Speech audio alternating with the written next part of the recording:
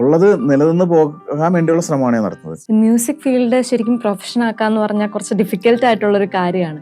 ഋഷൻ ചേട്ടന്റെ ലൈഫിൽ ആ ഒരു പ്രൊഫഷൻ കണ്ടിന്യൂ ചെയ്ത് ഈ ഒരു ലെവൽ വരെ എത്താൻ ഫാമിലീസ് ഒക്കെ സപ്പോർട്ടീവ് ആയിരുന്നു? തീർച്ചയായും അങ്ങനെ ഒരു സപ്പോർട്ടില്ലെങ്കിൽ നമുക്ക് ഒരിക്കലും ഒരാൾക്കാരെ എത്തിച്ചേരാൻ പറ്റില്ല. ഇത് ശരിക്കും പ്രൊഫഷൻ ആക്കണം എന്ന് വിചാരിച്ചുകൊണ്ടൊന്നും അല്ല നമ്മൾ പഠിക്കുന്നത്. എല്ലാവരും ഈ മ്യൂസിക് പഠിക്കുന്നത് നമ്മുടെ ഒരു താല്പര്യം അല്ലെങ്കിൽ ടൈം പാസിന് വേണ്ടി തന്നെയാണ്. അല്ലാതെ ഒരിക്കലും നമ്മൾ ഇത് ഞാൻ പ്രൊഫഷൻ ആക്കും എന്ന് പറഞ്ഞ് പഠിക്കാൻ പോകാൻ പറ്റൂലില്ല. കാരണം അങ്ങനെ ആവുന്ന ഒരു യാതൊരു ഉറപ്പുമില്ല.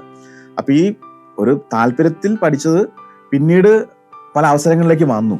ആ താല്പര്യം നമ്മൾ വളരെ വിനിയോഗിച്ചു. അത്ര താല്പര്യം ഉണ്ടായിരുന്നു. അപ്പൊ തുടർച്ചയായിട്ടുള്ള പ്രാക്ടീസും പല ആൾക്കാരായിട്ടുള്ള നമ്മളുടെ ബന്ധങ്ങളും, അതായത് ഇതുമൂലം ഉണ്ടായ ബന്ധങ്ങൾ അങ്ങനെ കിട്ടിയപ്പോ അവസരങ്ങൾ കിട്ടി തുടങ്ങി. ആ അവസരങ്ങളാണ് പിന്നീട് നമ്മളെ പ്രൊഫഷനിലേക്ക് എത്തിച്ചത്. അതിനെ നിലനിർത്തിക്കൊണ്ട് പോകാന്നുള്ളതാണ് പിന്നെ ഏറ്റവും വലിയ ബുദ്ധിമുട്ട്. അപ്പൊ അത് എക്സിസ്റ്റ് ചെയ്യണമെങ്കിൽ നമ്മൾ നന്നായിട്ട് പഠിച്ചു തന്നെ പറ്റുള്ളൂ.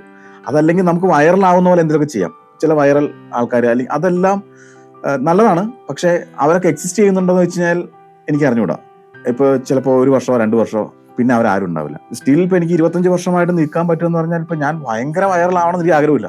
അല്ലെങ്കിൽ അങ്ങനെ വേണ്ട. പക്ഷെ